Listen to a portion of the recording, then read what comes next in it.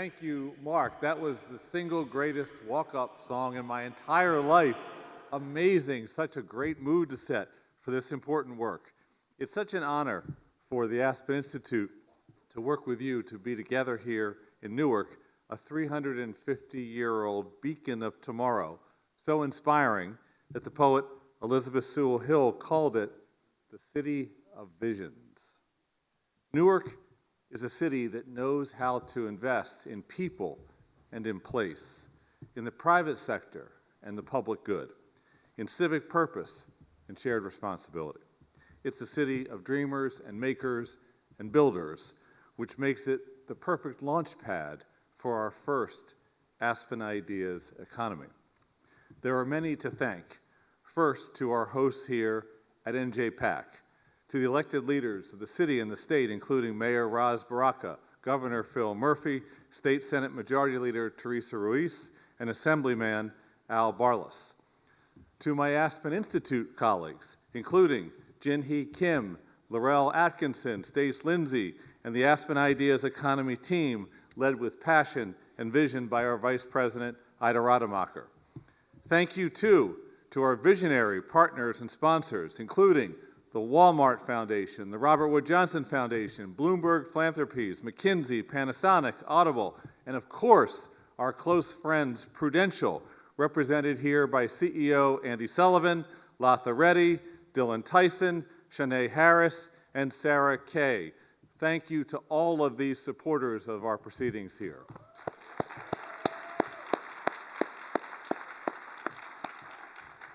Now, Aspen Ideas economy is not really about charts and data and projections. It's about people, the communities we share, the children we raise, the enterprises we start, the democratic fellow feeling that we spark. This convening is really a series of people-centered conversations rooted in values, shaped by lived experience, welcoming of a wide range of viewpoints and stories. All this in the spirit of this great city that Queen Latifah called the home of my soul. Aspen convenings are designed to pose large human questions. What is the purpose of an economy? How do we educate our young people for economic success? What do we do about the tech-fueled escalating rate of change so that it's not a blessing for some and for others a curse? For 75 years, the Aspen Institute has created spaces for such foundational questions. We were founded in 1949 in the wake of global devastation and the Holocaust, with communism and nuclear proliferation on the rise.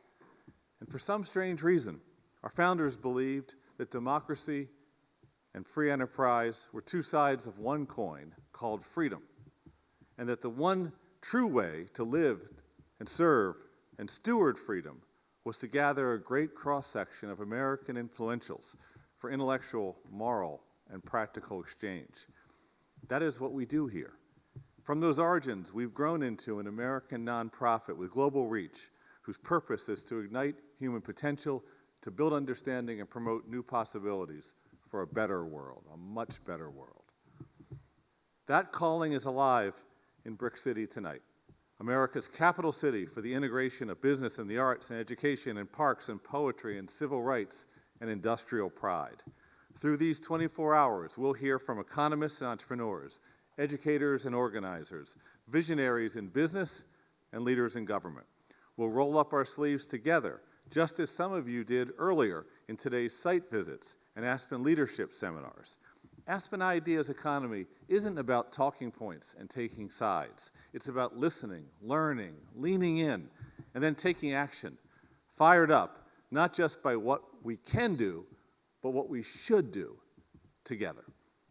Thank you for being here. And now please join me in welcoming our first panel featuring Newark Mayor Ras Baraka in conversation with Bloomberg Associates George Fertitta, moderated by a son of this great city, Jonathan Capehart. Thank you all. It is great to be back in my hometown, my birth city.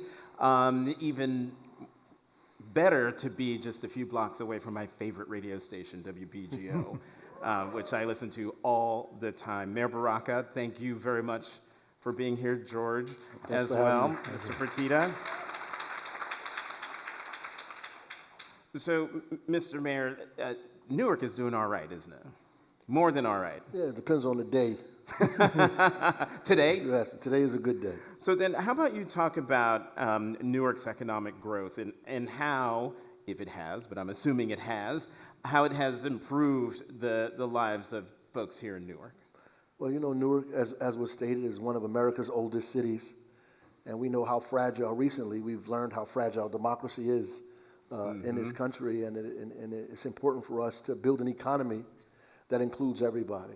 And that's what we've really been working on here in the city of Newark, trying to build affordable housing, making sure kids have opportunity to go to college, whether they are super wealthy or not, or whether they even have the right grades or not, right? Making sure that we reduce violence and crime in the community to make it easier and safer for commerce and for people to move back and forth. To partner with our corporate community and our business community to make sure that we invest in black and brown businesses in the community and populate the businesses in the downtown with those folks. We've been doing our best to do that in the city. Billions of dollars worth of investment is happening in the city of Newark right now. Property values have increased tremendously.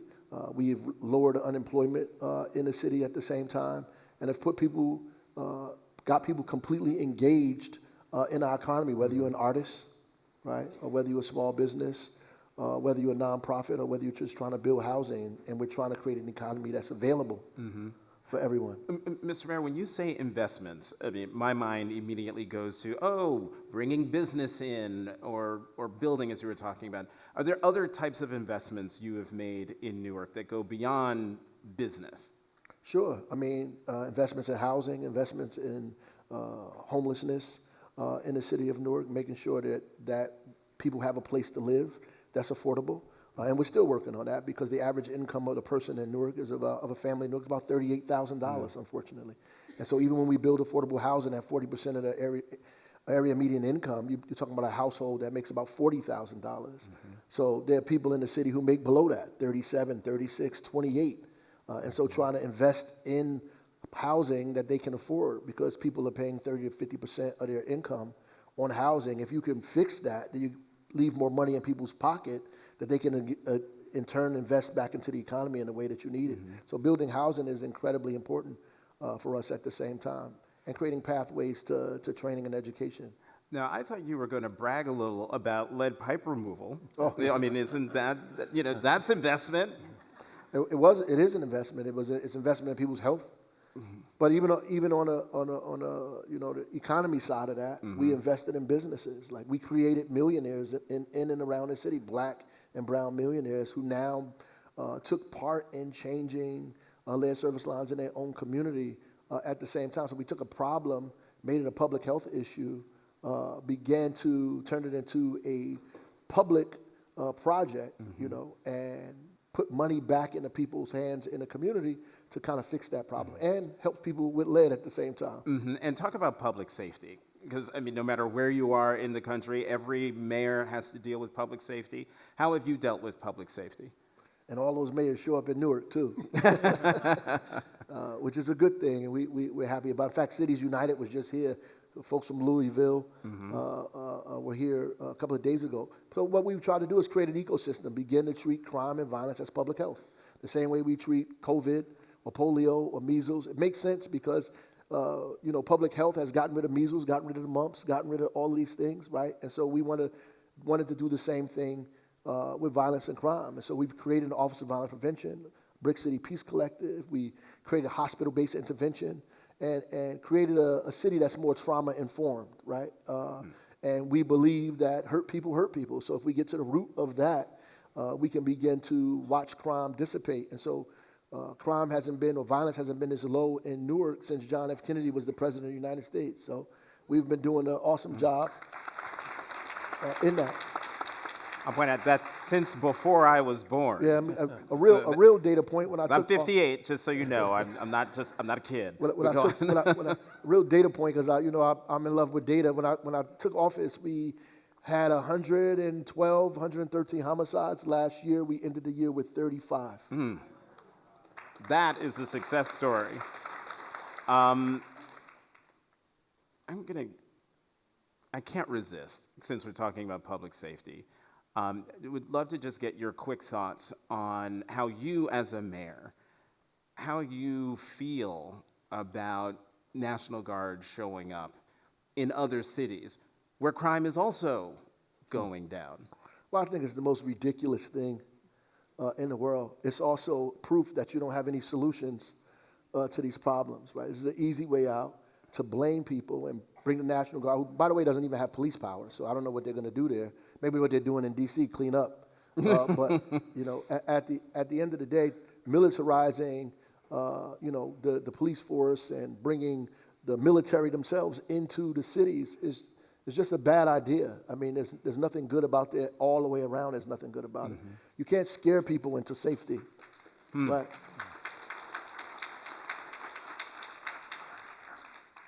I'm writing that down. One more question before I turn to George. A moment ago, you talked about how you and your administration and your policies have created black and brown millionaires. That's one way of measuring success of your administration. But what does inclusion mean at the city? Like, basically, how do you measure whether prosperity is reaching everyone, not just creating black and brown millionaires, but reaching the folks who are making the median income $38,000 or less? I would say well-being. Like you know, to be able to measure whether a family is doing well, right? For example, if in my house, you know, my daughter runs around, she colors and draws and dances and does all kind of things. She's genuinely happy. She's not worried about whether she's going to get a meal. She's not worried about whether there's going to be violence in her house or whether somebody's addicted to drug or whether she's going to be harmed, all those things. And I think well-being, happiness and joy is how you measure that. And I think families who've, even in their effort to struggle in an economy to make their lives better, have to feel like that is possible, right? That there are no real obstacles in their way, that there are things that they can't really get their hands on that'll prevent them from getting to the place they want to get, like housing is too high, or the food costs too much, or you can't go to the school you want to go to, or because you live in a specific neighborhood, the unintended consequences of that are the social determinants of health are bad. And so working on a community that deals with the social determinants of health, make sure there's public safety, to have access to quality food, that there's housing that's affordable, right? That you live in an environment where the air is clean, right? There's a park that you can go to. All of those things are important to create the kind of well-being that families need. And this well-being shouldn't be decided based on the color of your skin or the language that you speak, right? It should be given to all Americans as a baseline for involving themselves in democracy and an economy that's democratic. What is your, this is your third term, you're in your third term as mayor of Newark. What would you say is so far your greatest accomplishment vis-a-vis the economy and the well-being of Newarkers? Well, besides everything you just talked about.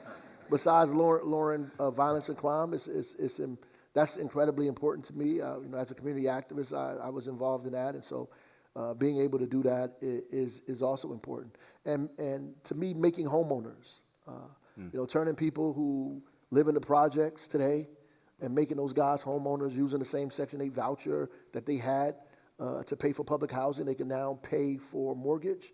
To me, is incredible. To see people's faces when they get the keys to their own home, that they open up the door and they can have Thanksgiving dinner in a house that they own, right? It's amazing to me, and it deals with so many other the issues that we talked about. To be able to do that for so many people and trying to grow that at scale is something that I really, really, really want to figure out how to do. Instead of just doing it for a dozen people, I would like to do it for 10,000 people. Well, George, you have been very patient sitting here waiting for me to turn to you. But I wanted the mayor to make his case and talk about what he's been doing here in Newark during his 3 terms as mayor. And I'm wondering, from your vantage point, from Bloomberg Associates, talk about Newark's partnership with Bloomberg Associates and how that can inform other cities their pursuit for equitable growth. And feel free to talk about whether the mayor has been a worthwhile partner, a willing partner. Well, you're talking to one of his biggest fans, and the reason I'm here is exactly that. The thing that the mayor didn't mention is that, and we've worked with maybe 22 cities now around the world, I've never worked with a city where the mayor is more connected to the people than Ras Baraka. He knows everybody knows him. So when he talks about seeing joy on people's faces, he is literally going house to house and seeing that joy. And if it's not there, he'll figure out a way to make it there. So I think that's a really important thing. The other thing about this city, when we talk about what might be transferable, there's something about people that live in Newark. You're from Newark. I don't know exactly what it is, but people who are born here, they just love it. It's in their DNA, and a barometer of success is many never leave. They have in the past, but now people are coming. And I think that sense of place that people that are from Newark have and the love of the city, I think is a real key to the success that Rouse has been able to build on. In terms of what's transferable and how you take an idea, I think it's all about the strength of the mayor itself, whatever that city may be. Everybody knows there are great ideas. Everybody knows that there are solutions to problems. Actually doing those solutions and making them come alive, I think, is really the difficult part. And quite honestly, you look at a city like Newark, it's got fewer resources than almost any city. It's got a sense of pride that many cities don't have.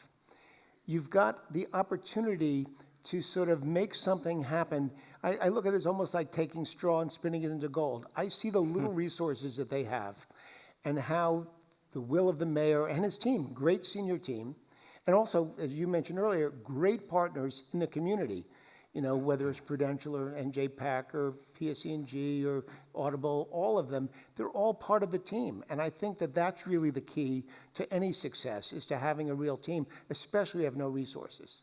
I was just scribbling this question down, and you kind of answered it, and that was, what is a common problem of cities where the link between the mayor and the people is broken? Well, I think many cities, there's not a broken relationship, but not a close relationship. And I think a lot of it has to do with why a mayor is a mayor. I mean, every mayor likes the job to say, I'm a mayor. But not everybody loves the job of being the mayor. And I think that makes a huge difference in terms of getting things done. And again, without the resources, you look at how people work so hard for so little money, relatively speaking, to get the job done. So there's a dedication. I feel like this is a unique city. The only city that comes close, in my opinion, is a city like Baltimore, which has, again, many, many issues, has a dynamic mayor, and it does so much with so little. Although they, of course, have had, like Newark, reputational issues, for decades. And, we talk about, and I've talked to the mayor of Baltimore. I mean, The Wire is everybody's worst friend in Baltimore. And when you think about the 70s and the media and how they depicted Newark, and I think one of the reasons why the people of Newark love the city is that they feel like they've, in the past, have been underdogs. Right. And they've got this sense that we can do it. And if you have a leader that can convince them they can do it, they follow. And I think that's really part of the key to success here. Well, you have a global perspective also, and you've talked about Baltimore. But I'm wondering if there are other cities around the world who are reimagining the link between public investment and human well-being that either Newark and other American cities could learn from, or that Newark is doing and that those cities internationally could learn from? Well, I would tell you, it's more unique in the United States for cities for real partnerships to take place, for the local corporations to participate, to contribute, foundations. It's very, very different in Europe. Mm-hmm. They don't have that same sort of sense of responsibility. So you look at a city like Detroit, great mayor, Mike Duggan. He's done an amazing job. He had a cornerstone with Dan Gilbert that really is a local billionaire that just kept pumping money and pumping money. So he had some wind behind his sails. I think there are a few cities that are like that. Again, Newark has got many supporters, but no real one tremendous billionaire that just keeps pouring money into the city. I think that when I look at how a city can sort of take advantage of the assets that they have, I would say that in Europe it's very, very different because there isn't the connection to the mayor as an American city might have with their mayor. I mean, we work with Sadiq Khan in London. He's a great mayor, but he's not as connected to the people, and it's a little bit less hands-on. We work with Anne Hidalgo in Paris. She's fantastic, and she was really designing mostly for the environment. That's her driving force. And it's interesting because I have tremendous respect and a lot of affection for her. If you mention her name in Paris, the first thing that goes, socialist, socialist. And the reality of it is that she's really a centrist who's doing a great job that's looking to the future rather than just this moment. In the 3 minutes and 37 seconds that we have left, I'm going to pose this question to both of you, but I'm going to start with you, George, so we end with the mayor. What does it mean for an economy to serve people and not just measure them? I mean, I think the only purpose for an economy is to serve people. It's easy to measure certain outcomes, but the reality of it is, and I think what the mayor touched on a moment ago, it is the sense of well-being. It is a sense that there is, an economic opportunity for people to move up, to experience something that improves the quality of their lives. So the measurement, and the Bloomberg world, we're all about measurement, as you well know. Yes. It's all about data.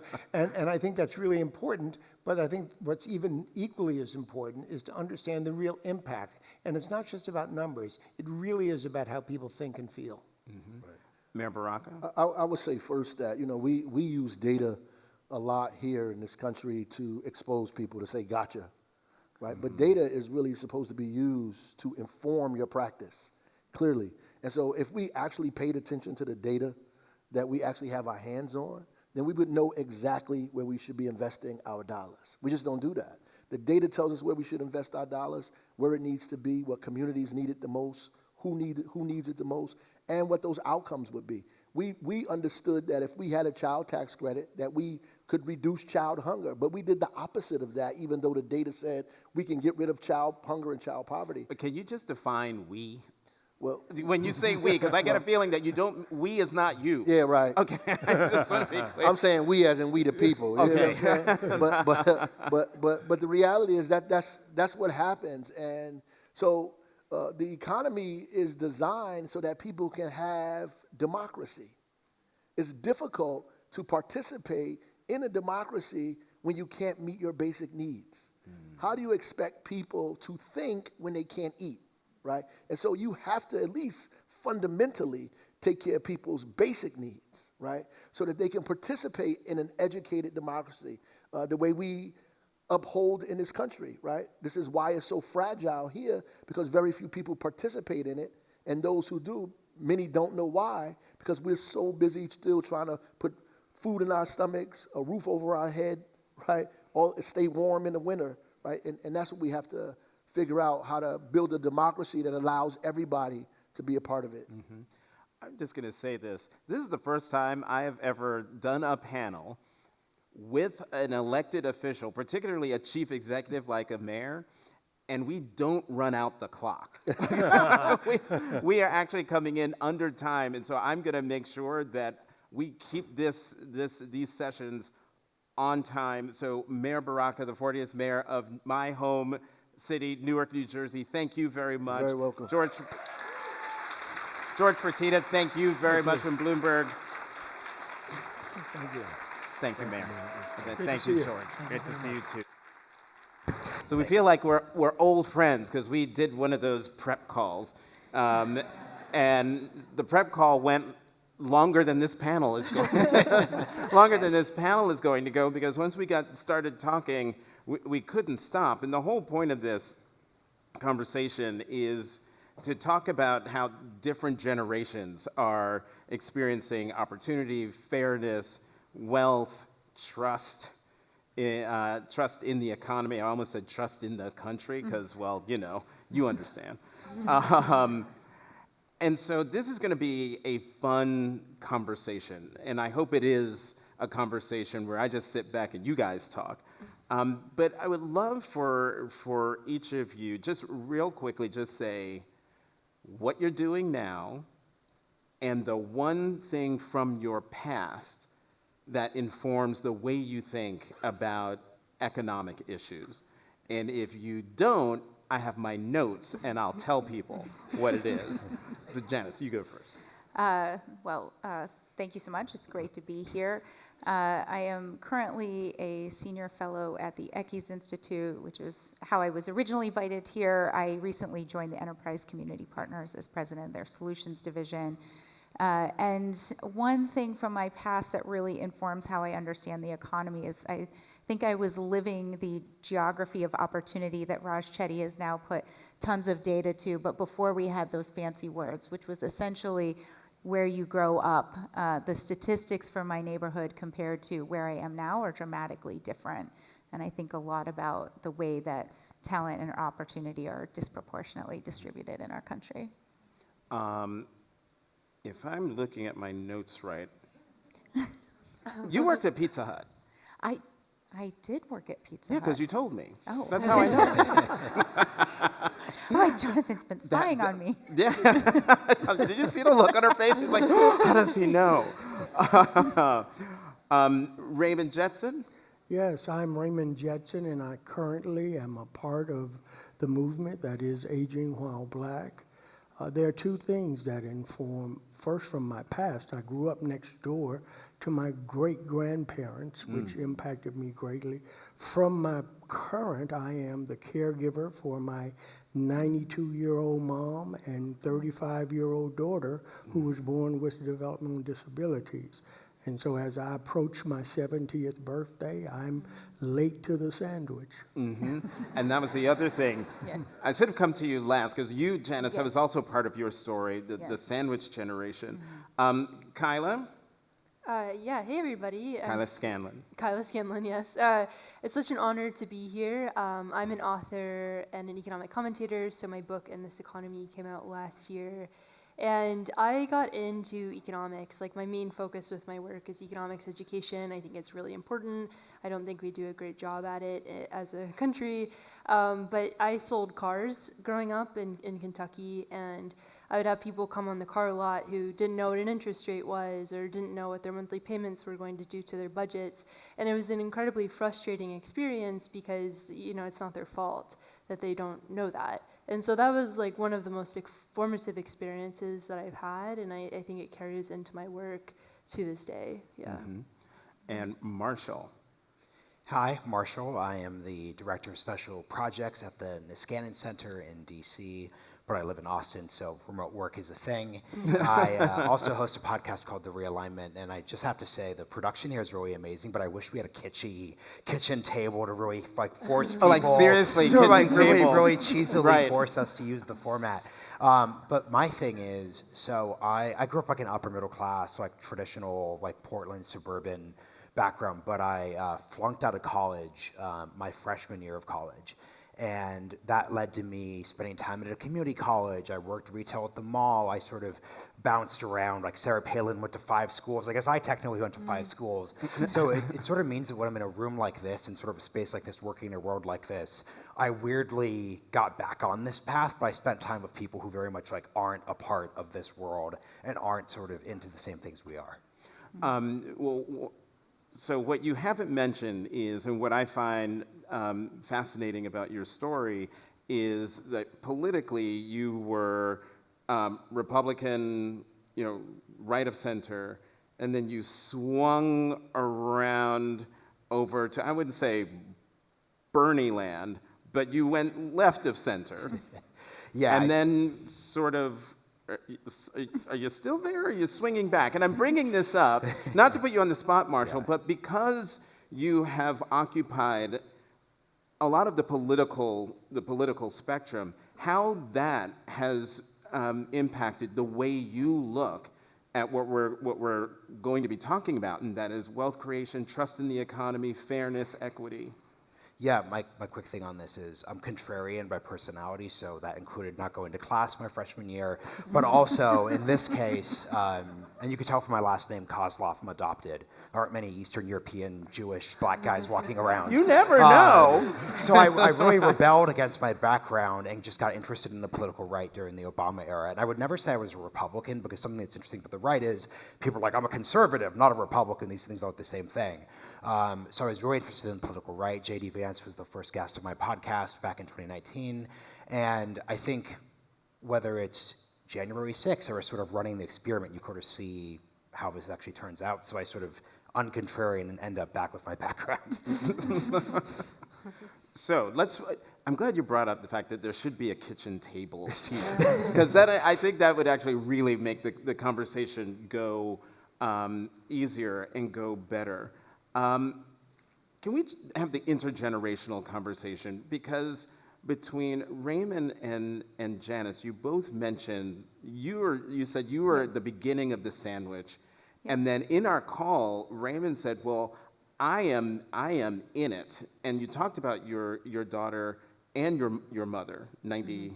92-year-old mother. How has that... Speaking of contrarians. How does that inform the way you view trust in the economy, wealth creation, everything that we're...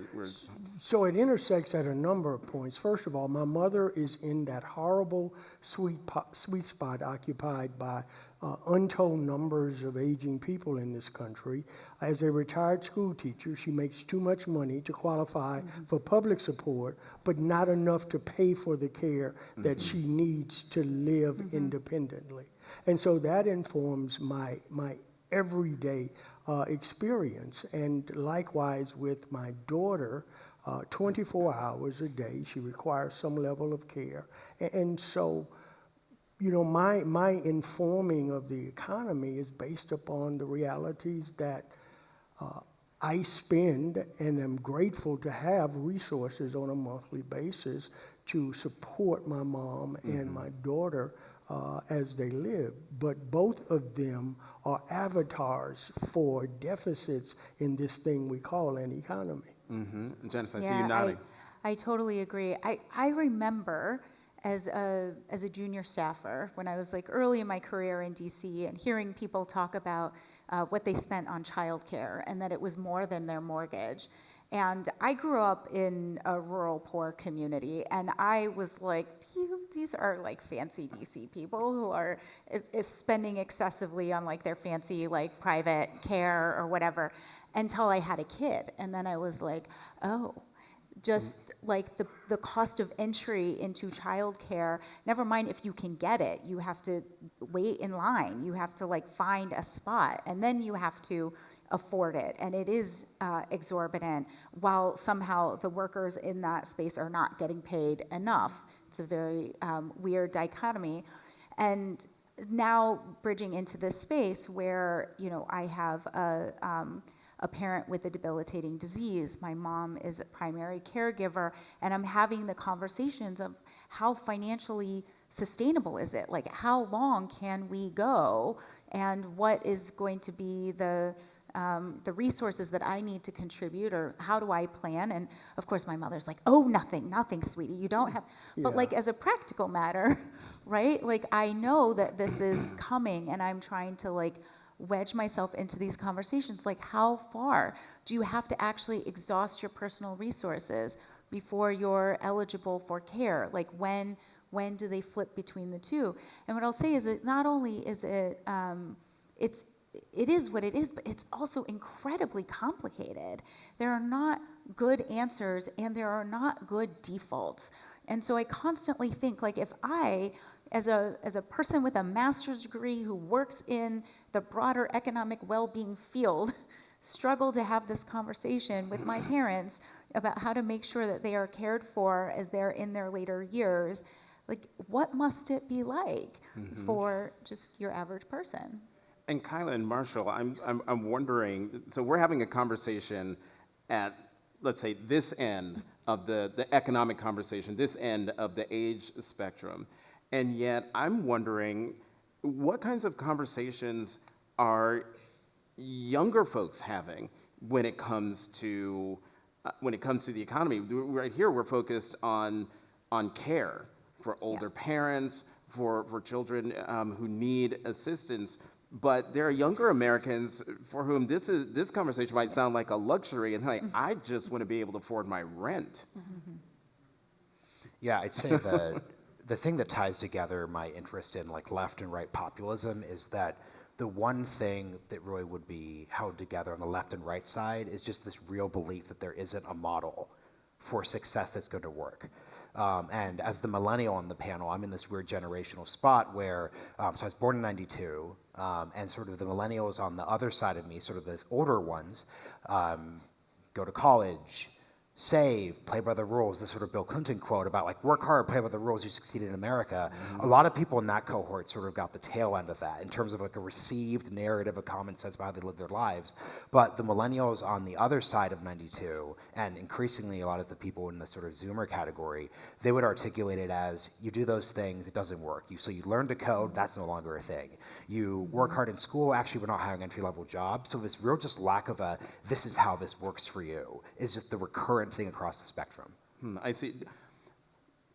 Speak, Kyla, because you've been nodding as Marshall's been talking. No, I mean, that's my primary area of study is the broken ladder for young people. So across all points of that ladder, every generation experiences immense change, right? But I think for this generation, so I'm the most ancient member of Gen Z, and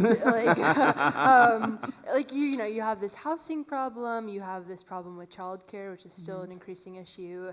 You have problems with career ladders. You have problems with marriage. Like a lot of people are delaying that, and so like all of these life milestones are getting delayed, which ends up delaying family formation and ends up delaying potential retirement. And as Marshall said, now there's even a question, what careers are these young people going to be able to go into if technology ends up replacing it all? So we're just in this time of immense transition, and I think it's becoming really difficult to understand exactly what to tell people, which is also the hardest part, because it's not like you can just learn to code and you're going to be okay. So I think it's coming up with the solution and how to get people on a path again. Yeah. So as the infamous baby boomer on the panel, and as someone who spends just a preponderance of my time focused on aging, and particularly the intersection of aging and race, I want to say that if the latter ever works, it breaks again in old age. Because the economy and the structures and systems in place certainly are not working for aging people, and they are definitely not working for aging Black people as a group in this country. So if the latter works at any point, and that's arguable, it's certainly not working on that end of the continuum. Remy, could you talk more about the intersection of aging and race? Because you said a moment ago, if the latter is working, when you're quote unquote senior, it breaks. And I just wonder, generally speaking, for African Americans, is there any point on that ladder where the rung hasn't broken? My short answer would be no. I don't believe that there is. But as it relates to aging, the comment that I make often is that we talk about aging in America as if it is this universally shared, neutral experience. And nothing could be further from the truth. When we investigate the intersection, we find that aging is impacted by race, by income, by geography, by gender, by sexual. Aging is impacted by all of these complex factors that intersect in a myriad of different ways that actually determine what resources you have access to as you age in this country. Can I ask just a quick question? Yeah, jump in. I'm a moderator by trade, so I'm having the urge. So when you talk about the things that Kyle and I discuss and focus on for our audience, people talk about how this broken ladder leads to nihilism. It leads to people not really believing. It leads to sort of disruption. I'm curious, with the elderly, how do you react to this broken ladder? How do you see this can we feel it and can we see it in our society, or is it just silent? I'm just curious about Well, that.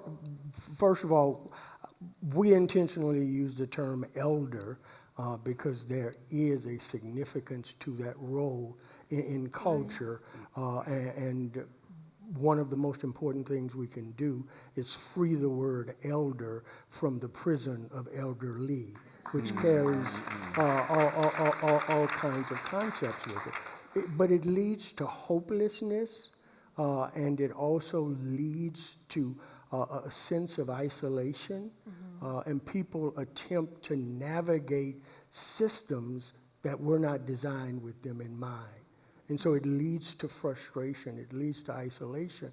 And if you aren't connected with a village that's able to help you navigate them, then the end results are many of the things that we see in terms of mental illness, in terms of declining health, in terms of the incidence of dementia and other things, I believe are attributed to just the absolute inadequacies of the systems and structures that are in place. I think Good, Janet. Yeah. yeah, I agree. But not totally. No, I totally agree. I totally getting agree. But I good. was like pausing because I'm not quite there to experience it in the way that you're experiencing it. But what I'm struck by is this, I think we really have to interrogate the story that we've all been told and that we've embraced about, so this question of where is the ladder breaking down? Where did the system fall down?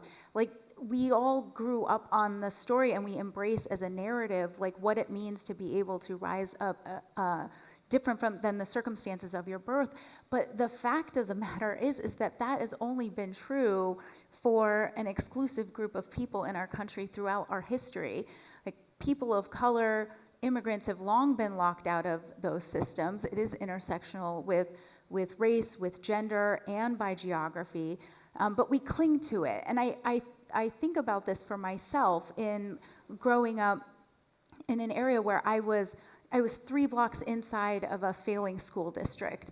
And I had a cousin who went to a neighboring middle school that was full of AP classes. It was a state-run school versus the city-run school. And I would get into these arguments with my cousin who was like, oh, I'm so much smarter than you because I go to all these AP classes. And in the meantime, I'm going to a crumbling school. And then when I sort of emerged from that and I tell people my story and I talk about being a first-gen college student, I often get this applause. People are like, oh, this is so great. I'm like, no, I don't want to be an outlier. I want my story to be the systemic default that people experience, because that's the story that we've told ourselves, is that the American dream is that your ability and your capacity will take you where you want to go. But it's actually rarely true. Yes. It's rarely true. Those are outliers, and we celebrate them. We love a come-from-behind story. Always. We love the come-from-behind, the beat-the-odds story. But that's not actually a system. So I think the question we're asking ourselves is the purpose of the panel, who's the economy for? Who's the system been built for? And the system has been built for incumbents. The system is built for people who are already wealthy, who already have means. They get to double down on that wealth over and over. And if you're fortunate enough to be able to hitch your wagon at the right period of time, you can sort of accelerate your success. But again, that's not a system.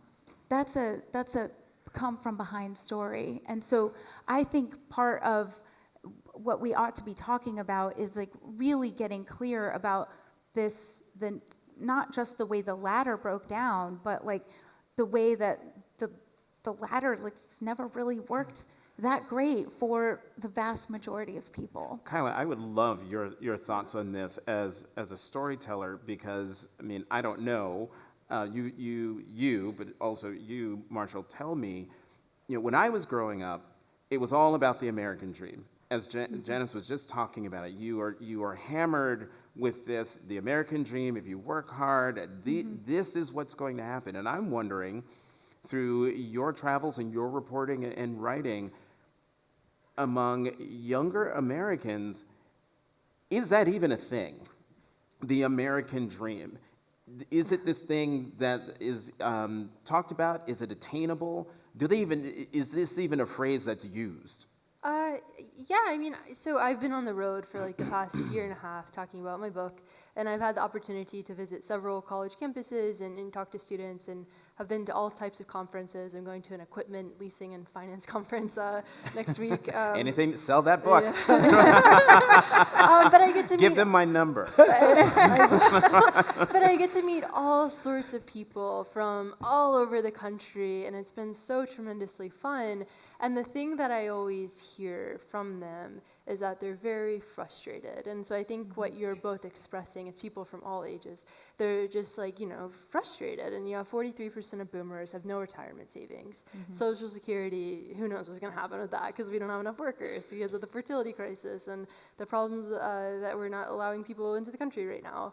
And so I think there are all these pain points in the economy that when you really zoom out, they're all sort of interconnected. It's like, how can people interact better? How can we sort of make it so if you do go to college, you have a more predictable outcome? We've never really been able to figure that out. And so I think that's kind of the issue that a lot of people are struggling with. It's like nothing feels clear.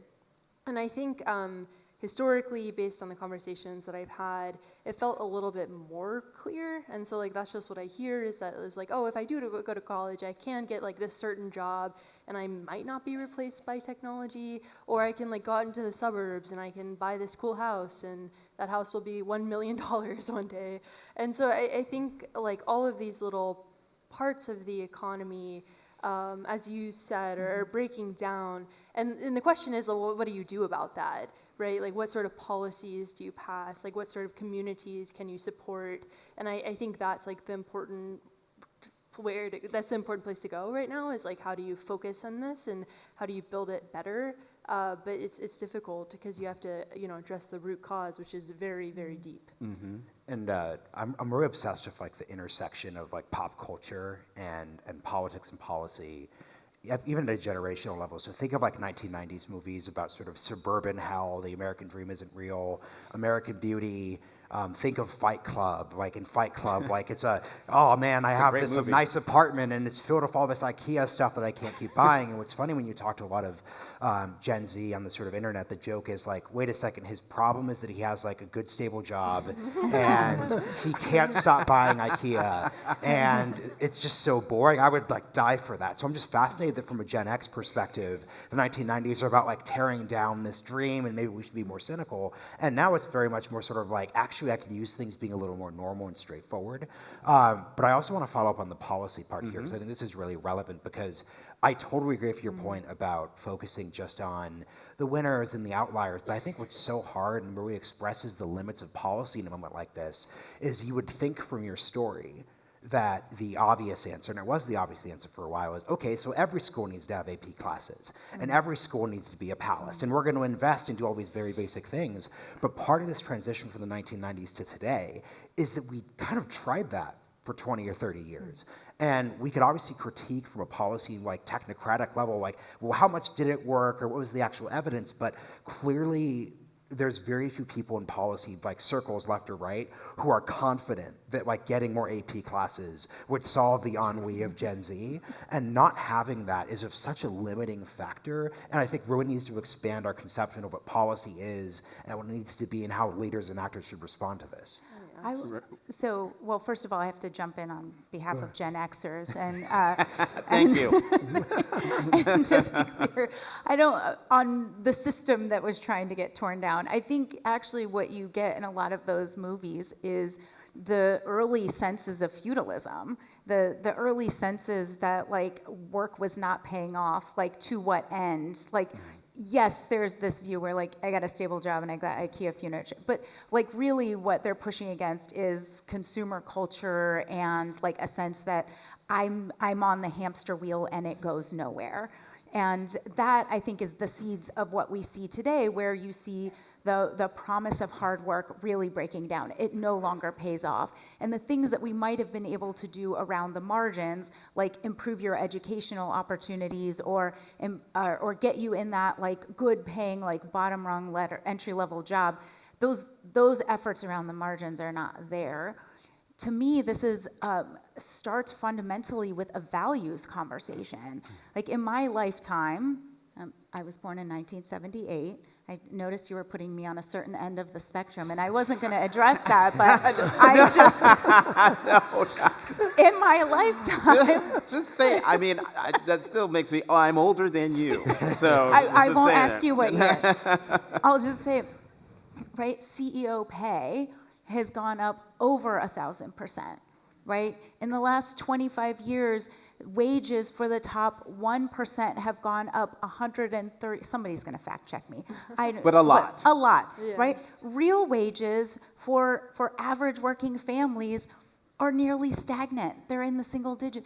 And yet our productivity is up higher. So we have lost the ability to tweak around the margins. We have to ask ourselves more fundamental questions. And for the people who are at the very top, and I'd be curious what you think of this in terms of the way I think this is sorting out and our political realignment, is that we are cruising towards a concentration of wealth that is just becoming increasingly impossible for us to compete with. We can no longer fix it around the margins. We can no longer get it with just the, Raymond's been very patient. Well, He's been double-dutching his way in. I listened to the elements of the conversation with great interest, and there are two things that are top of mind for me. One, in their book on the practice of adaptive leadership, Ron Heifetz and Marty Linsky at Harvard write of the illusion of the broken system. That systems are not broken. That's right. They are performing exactly as those with leverage have designed them to. Yes. And that as long as we are trying to fix something that really isn't broken, that's why we feel like we're on the hamster wheel, because it's not broken. It's designed to work in that way. The second is this notion, and I spoke about it earlier in a conversation today, this cumulative advantage and disadvantage theory, which says that both advantage and disadvantage accumulate over time. And so the longer a situation stays in place, those with advantage increase their advantage, and those at disadvantage suffer an even greater disadvantage. And I think that is what we are seeing lived out before us. It's certainly what we see being lived out when it comes to being aging while black in America. Marshall, I've seen you. Yeah, nodding. I just want to respond to two things. So one, I actually object. I strongly kitchen table disagree to the idea that the system is working as intended. Just because I think there's something to be true in the words you said, but I do really think the situation is actually scarier, which is that in the 1990s and the 2000s, when our society was hyper confident that we're going to send everyone to college and everyone's going to be happy and it's going to work, I think people really did think that was going to be a thing. And I think it'd be actually much easier to just fix if it just turned out we'd elected these like random people who actually were bad faith actors and did just want everyone to be sort of serfs on their, feudal estate. That isn't the situation. I think we actually had a situation where we had an answer, we were confident, and it didn't work out, and it's very difficult to do that. And then I want to respond to the realignment point real quick, which is that, like, without getting too political, I think the way this operationalizes itself in the realignment, because another question is, like, who's winning and losing within this system? This relates to your point, too. Too often the Democratic Party is the party of people who it worked out. The person who did go to college and did go to grad school and does work at McKinsey and does feel like they're comfortable in that sort of situation.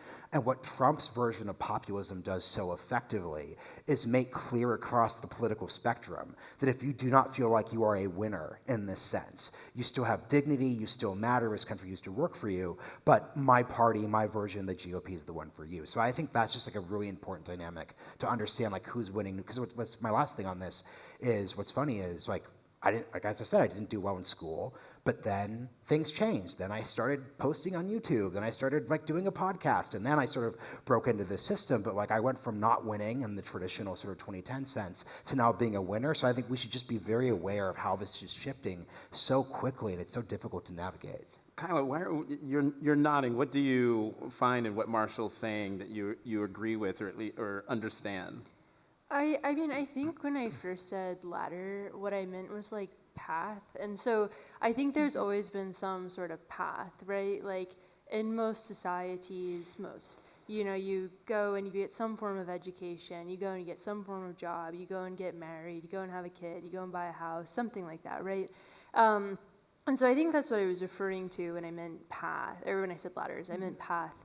And I think what Marshall is saying makes a lot of sense, where I think there was this belief in education as a unifying force, as an equalizer, and for a little bit it was. But the college wage premium has started to decrease. So people who are graduating from college, they're not making as much as they would expect relative to somebody who graduated without a college degree. So like the whole purpose of going to college, to make hopefully more, to get a good job, it feels like that's also eroding. And so we have some data that really backs up, I think, what Marshall is saying, that like things are uncertain. Like trust, the Harvard Youth Opinion Poll, where they asked young people how they're feeling about institutions, that's been like falling off a cliff. Like the only institution young people trust for whatever reason is the United Nations. That's the only institution. They don't trust the president. They don't trust the Supreme Court. And so I don't know. I think like we've talked, and it's good. We've talked a lot about like the emotions, but like I think the data is telling us a story about where the economy is at right now for everybody of all ages. I don't know if it's always good to do the generational debate, and I think for all people right now, there's some breakdown in what they're trying to navigate, and policy doesn't have clear solutions. I don't think communities have clear solutions because, as Marshall said, it's changing so rapidly. And so I think that is the problem, is the change is too fast, and policy is not fast enough, which is, the problem since forever. Go ahead, Brandon. I appreciate the disagreement. I do want to say that one of the things I believe we struggle with in modern America is the realization that two things can be true at the same time, and that it's not either one or the other. And the point that I attempted to make is that the system is functioning as it is intended by those who have the greatest leverage. And I think that it's very difficult to argue with the fact that those who have the most leverage in this country are doing real well with the system being broken in the eyes of many of us. I think we see this borne out in the data for my community as well, for Latinos, where we saw a big shift in the way that Latinos voted in the last election, and this link between effort and reward, and how hard I work. And you can't tell a Latino family not to work hard. Like they're out there. Like, where's somebody's clapping? I heard it. Right? I heard it. Like we're out there. Lots of us are, right, working our tails off. And the breakdown for me, and why I think your point is so important, is because all of the measures, whether we're talking about voter sentiment and polling of like how people feel and experience the economy, or the data itself on macroeconomic trends, are telling us that we're putting in all of the work, whether that is the things we're supposed to do to better ourselves that are supposed to result in more income, or just the pure hustle. And it's just not, it no longer pays off. And it's not paying off because there are people at the top. There's wealth and power and leverage are concentrated. And I don't mean to put words in your mouth, but this is how I understand your point. They are able to, as they consolidate wealth and power, able to maintain that concentrate. It becomes even more concentrated. So your point on like privilege begets privilege, disadvantage begets disadvantage. And the incumbents will continue to benefit. And this idea that you're able to jump in, like it's just increasingly out of reach. And so we see the disconnect because the effort is no longer paying off. And I just wanted to link to some of the earlier. You got 9 seconds. The earlier conversation about well-being. I mean, we're talking about this in terms of wealth and assets. But earlier, the mayor was saying, like, what do people really want? That ability to have dignity and just provide for their family. And that, not being able to do that for as hard as we work is the problem. So we ate into the time I got from the mayor into Thank you, this Mayor. one. And like any great kitchen table conversation, This one went into many wonderful and unexpected areas. Thank you all very much. Janice Bowdler, I'm going in there, Raymond Jetson, Kyla Scanlon, Marshall Kozlov, thank you all very much for this really terrific conversation. Thank you. When you start thinking of an idea like, let's create a new extension of the Aspen Ideas Festival, and then you actually have to deliver on it, a number of adventures happen along the way. One of them being that just until yesterday, that was going to be a live conversation that we were all going to partake in today. So really, please know that Kevin Hassett and Robert Rubin, we have a rain check. So we'll come again with that. But I actually love that what he was able to end on was the conversation about ownership. And this evening's theme is Who's an Economy For? And so I'd like to invite out my final panel, which also came together in the conversations that happened right after we got that message from Kevin Hassett, but only because of the deep thinking and real relationships that are already happening around these issues. So please come out to the stage, all three of you, and I'll say their names as they come out, and they'll introduce themselves a bit more when they're here. But first is Joseph Blasi, who is a distinguished professor emeritus at this point, emeritus director for the Institute for the Study of Employee Ownership and Profit Sharing at Rutgers. Yay, Rutgers. Let's go. We've got Frederick Wary, who's the Townsend Martin Professor of Sociology at Princeton University. It says class of 1917, but you would be older than Raymond, and I don't think that's true, so I think that's part of your title. Is that right? It's just the name of the endowed. Okay. It's very confusing to read, but I'll say that. And Todd Breifogel, a colleague at Aspen, senior advisor for the humanistic studies and practices at the Aspen Institute. So please join me in welcoming this panel. Great. As a first question, I am going to ask you to just introduce the work that you do very generally as it relates to this question of who is an economy for. We're going to go into deeper questions, but please say a little bit just more about, the place you sit and the reasons that this question is connected to really a lifelong body of work for each of you. And why don't you start, Joseph? So I'm at the Institute for the Study of Employee Ownership and Profit Sharing at Rutgers University's School of Management and Labor Relations. This is my 50th year teaching and doing research on broad-based employee share ownership. And it kind of relates to the founding of the Aspen Institute because one of the founders, Mortimer Adler, worked with Louis Kelso, who developed the ESOP and the most extensively used employee ownership plan in the United States. So Rutgers has developed the largest institute in the world, focused on both research and developing policies on employee share ownership, which is central to the ownership economy. Thank you. So I'm just Fred today. Just Fred. And You guys, wait till you hear the alternate tonight, which I got vetoed on. I just wanted to have, I think Fred Riley's in the audience. I was just going to have a panel called Ask the Fred. So we might do that later. So go ahead. Yeah.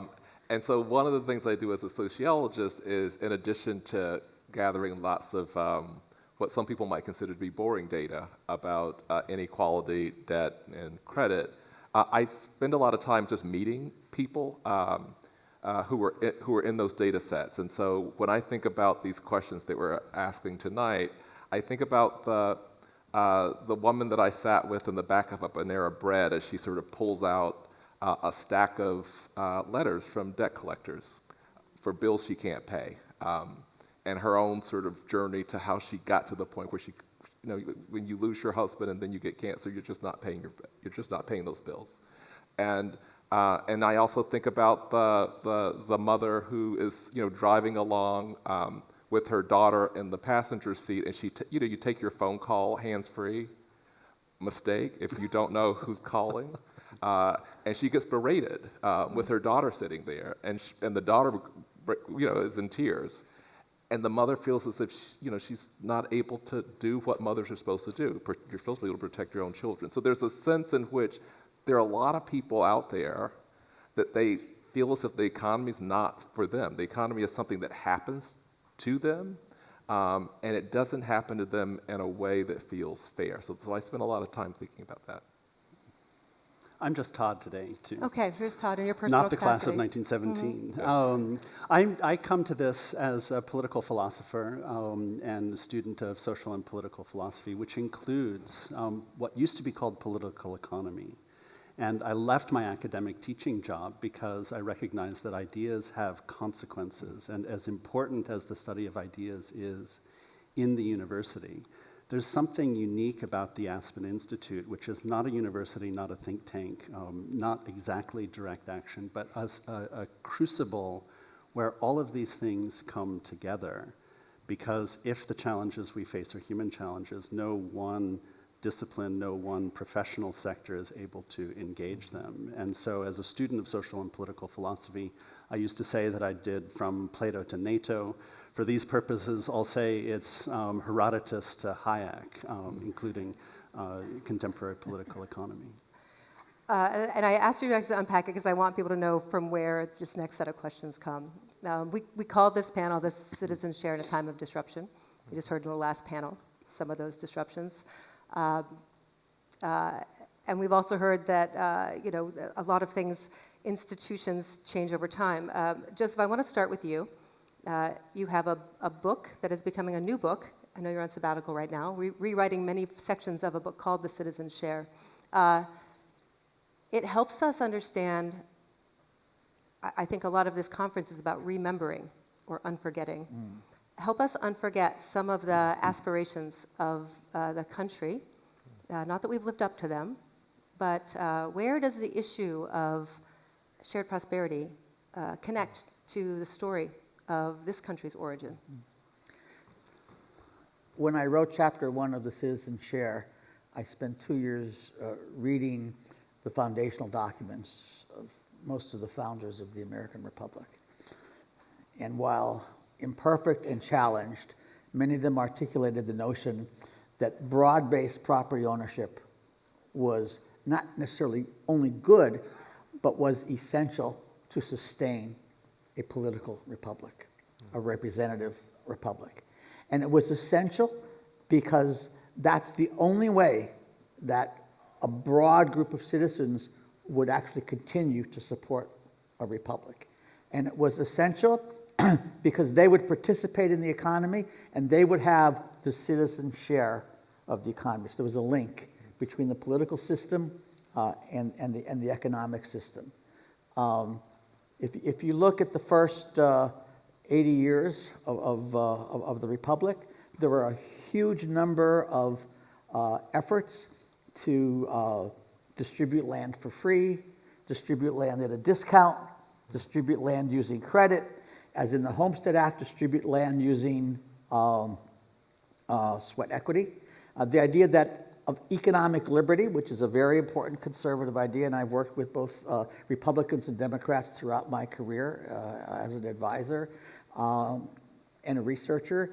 And the idea then was that every family would have enough property, enough ownership. At the time, they were thinking about farmers and land, independent craftspeople, to be able to support themselves. They actually were against the wage system. They wanted property ownership. As I said, challenged, imperfect, but you see this very clearly. Now, fast forward to after the Civil War, a guy you haven't really heard of, although you saw him in the Lincoln movie. He had a lot of bushy hair.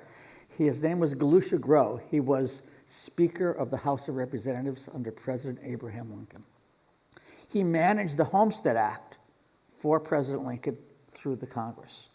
Representative from Pennsylvania, anti-slavery, radical Republican representative from the state of Pennsylvania.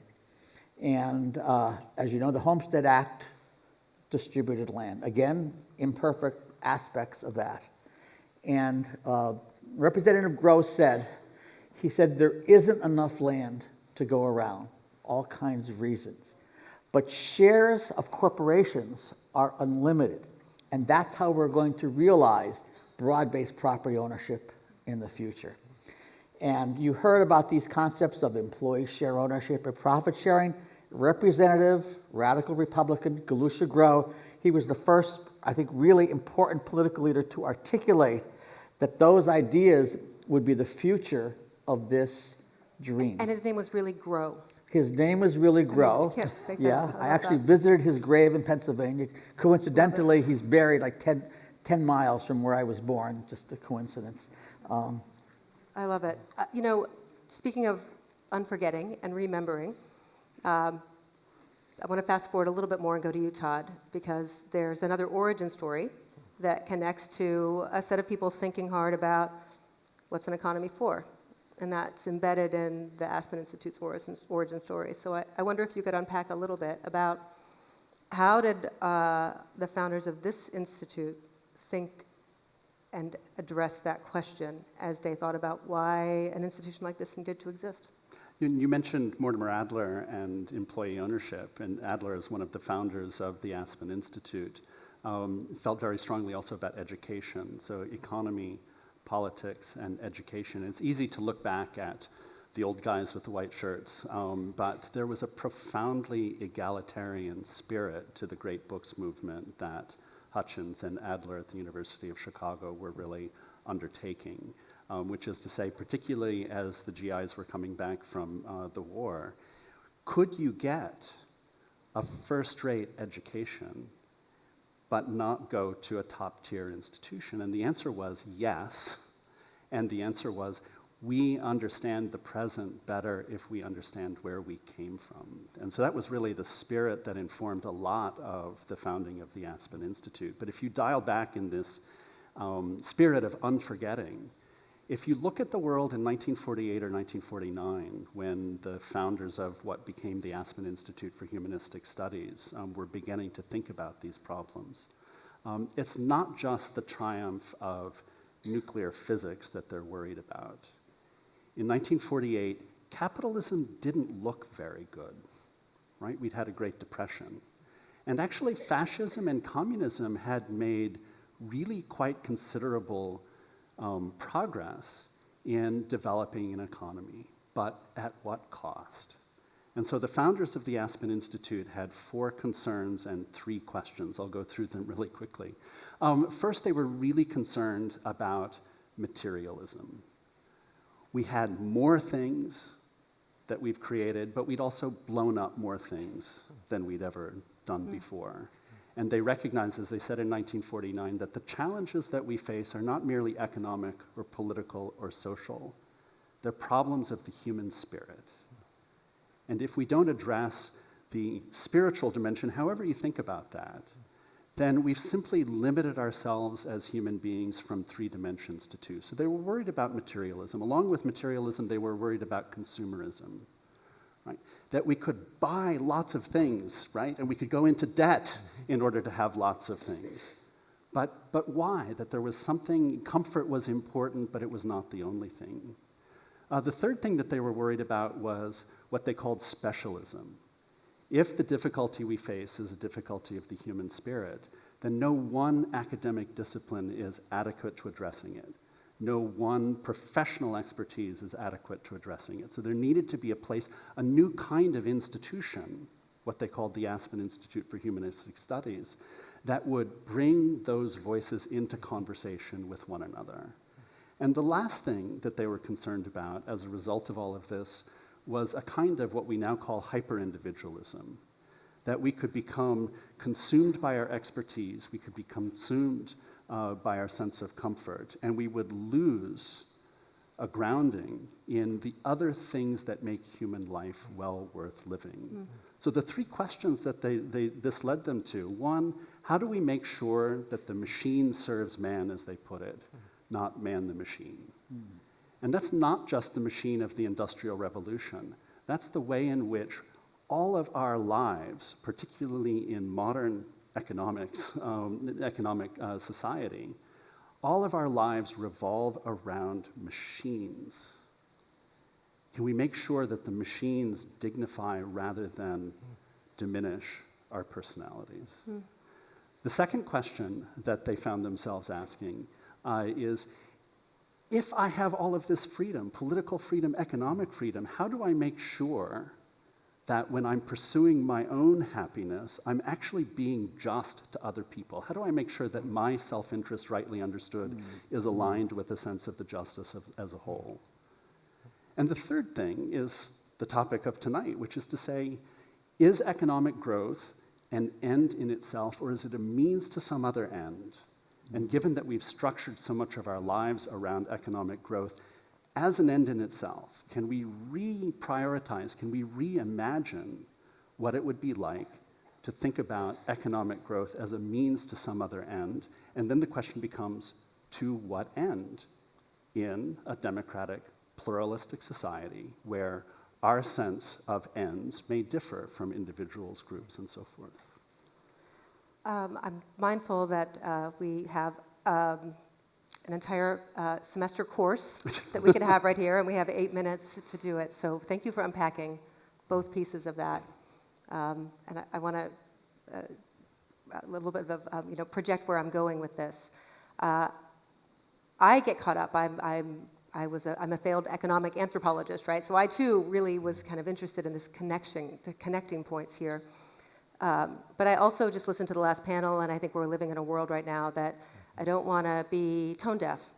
And I started this by talking about unforgetting, but there's also ways I'm just, given that the Nobel Prize this year was given out, and Joel Mocher does send his regards. He was on his way to China, or he would have also joined us tonight, one of the winners of the Nobel Prize in economics last week.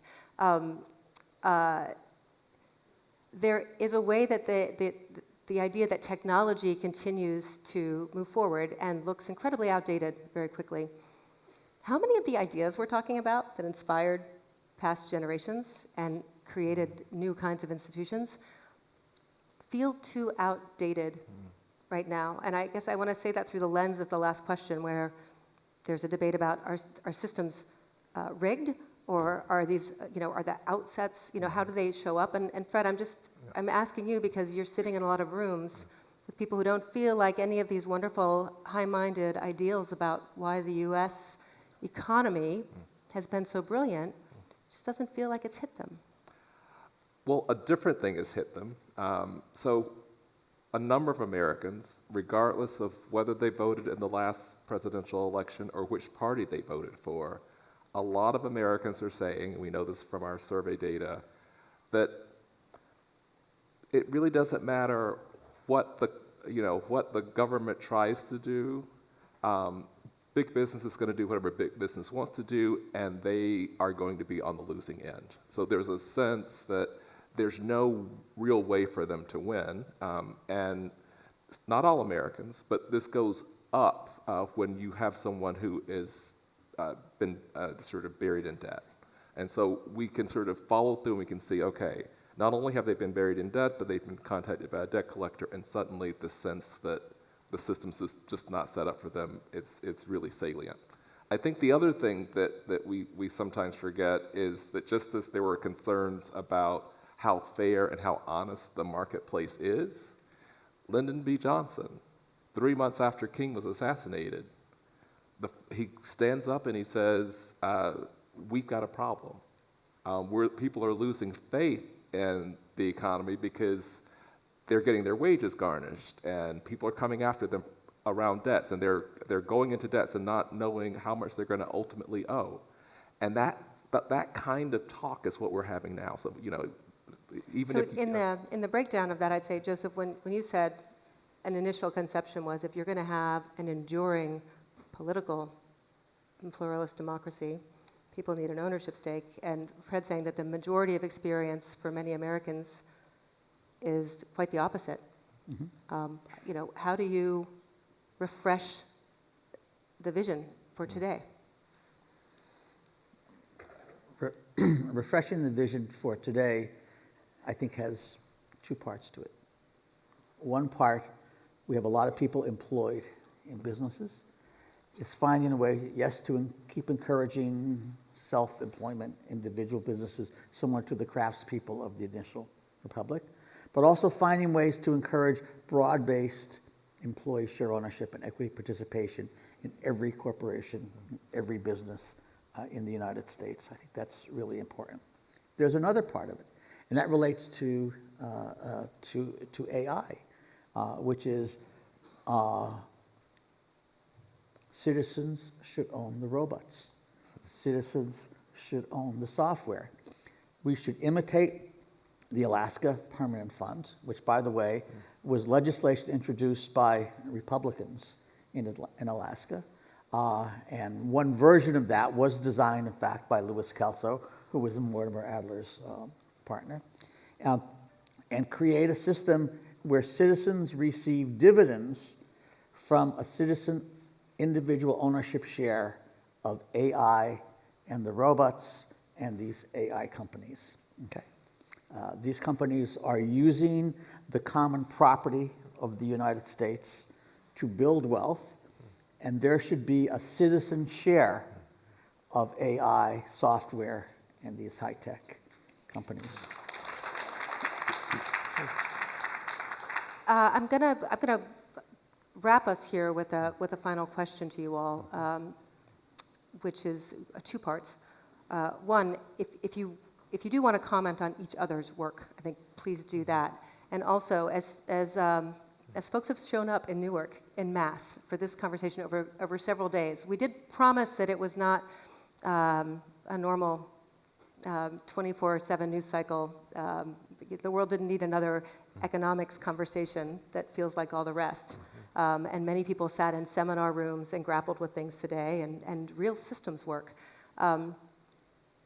As we're navigating hard questions right now, what kind of advice for the kind of conversations you think we should be having as a country?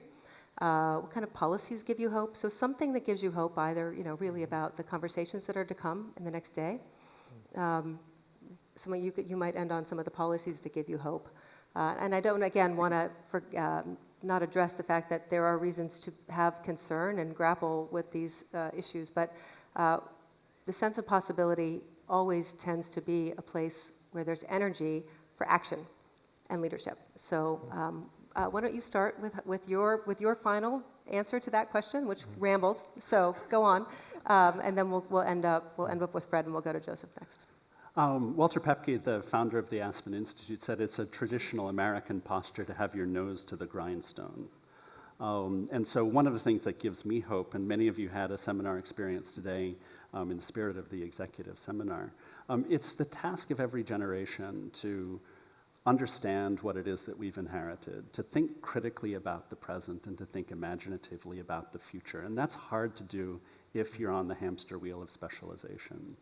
And so one of the things that gives me great hope as we think about an economy that is rooted in ideas that we're revisiting, in institutions that we're revisiting, and individuals, this is also a time for real creative imagination. And so I'm really curious to hear how my colleagues are thinking about this as well.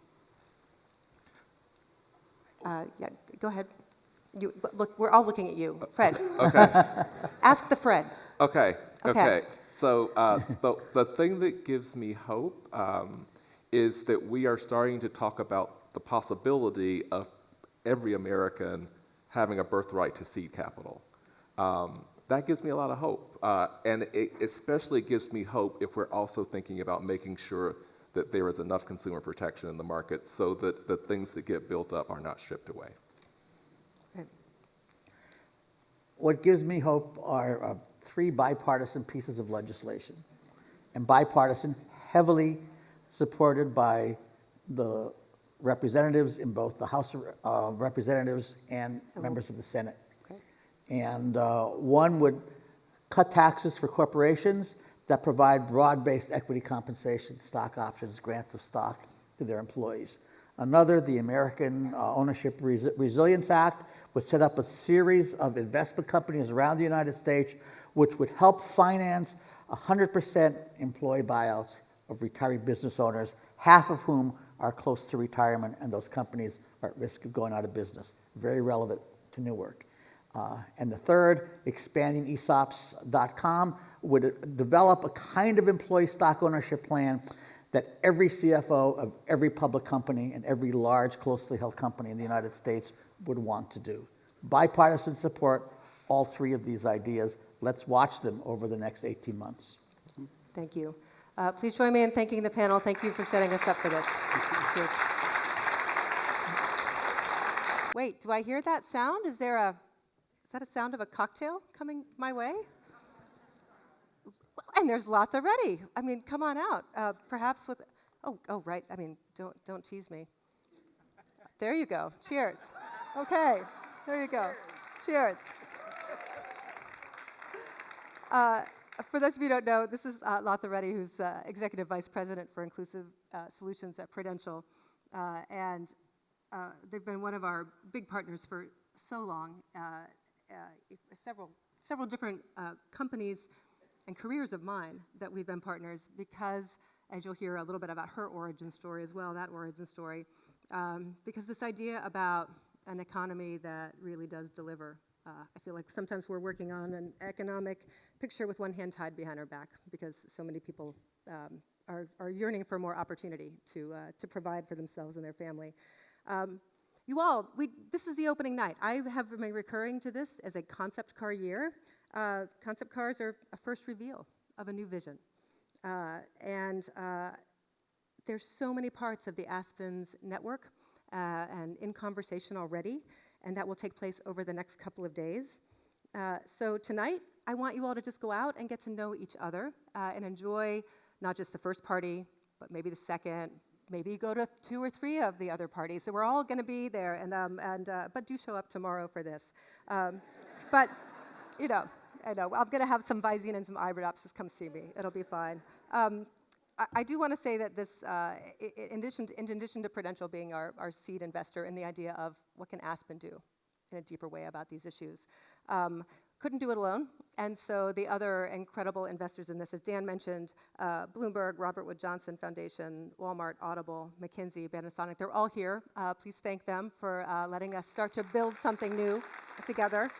And I think the other thing I want to just say is that I feel like I often get to be the tip of the iceberg. I get to be up here on stage, but the only thing I can come up with is acronyms, names, and big ideas. And other people have incredible zones of genius that are foreign to me. Sarah Zetterly, if she's here, can you stand up, Sarah? Hi, Sarah. Talk about it's tireless work. It's a beautiful thing to see someone operate in their zone of genius, and this is really her love language is creating an experience for all of you. And thank you for that. And thank you to Chandra Lim, and thank you to Rhett Buttle and Phil Javelina and Katie Cassetta, the whole team. That was really quite a production of folks here on the Aspen side, not to mention the Prudential side. It's been a real village. I want to close this out by inviting Latha to say a few things because this truly has been a partnership unlike any other. And in many ways, it's just starting. So Latha. Thank you, Ida, and good evening. Good evening, everyone. I want to thank the team at Prudential who was involved in helping to put this on, and I want to thank the Aspen team, and I want to thank you, Ida, because you have been a tremendous partner over the years, a thought partner, a partner in action, and none of us would be here tonight were it not for your vision, your leadership, and your dedication. So thank you for making it happen. We are so excited to have you all in Newark. I know for many of you, this is your first, or maybe your first Aspen Ideas experience. I trust you are off to a great start with these amazing panels. And for some of you, it's your first time in Newark, and so welcome. Welcome to the place that Prudential has called home and headquarters since we were founded here 150 years ago this year. We are created, yes, talk about longevity. We were created as the Widows and Orphans Friendly Society to provide protection, specifically burial insurance, to working families here in Newark, which we did for as little as 3 cents a week. Since then, we've grown to be a global financial services player, but our roots remain firmly and proudly planted right here in this city. And Prudential's story is Newark's story, one built on the belief that everybody deserves security, dignity, and opportunity. And so Newark is really the perfect place to be having these conversations because, as we've heard, when you're in a place, the economy isn't abstract. It's very real, and it shows up in neighborhoods and at kitchen tables, and certainly in the decisions that get made, often far away from the communities that they impact.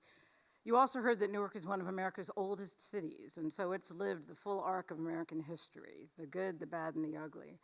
but as a city with deep roots and incredible community, cultural vitality, and steadfast resilience. We aren't just talking about transformation, we're embodying it.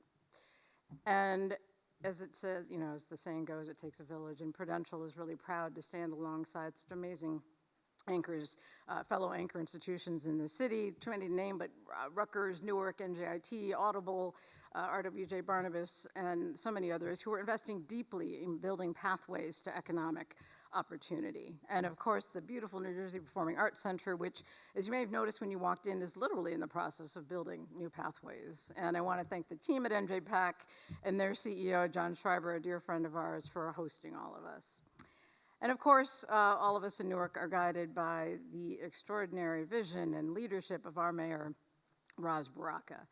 And as we head into the conversations tonight and tomorrow, I'm going to be reflecting on something that Mayor Baraka said in a very moving tribute that he made to Dr. Clement Alexander Price, who was the beloved city historian of Newark. Newark, showing the world our great and complicated city. One of America's oldest metropolises that wears the scars of Western democracy all over her face. Tragically beautiful, complex, and proud, with a long and rich history. It's that spirit of complexity, of pride and possibility that we should all be tapping into over the next day or so. And I invite you to carry that spirit with you as well.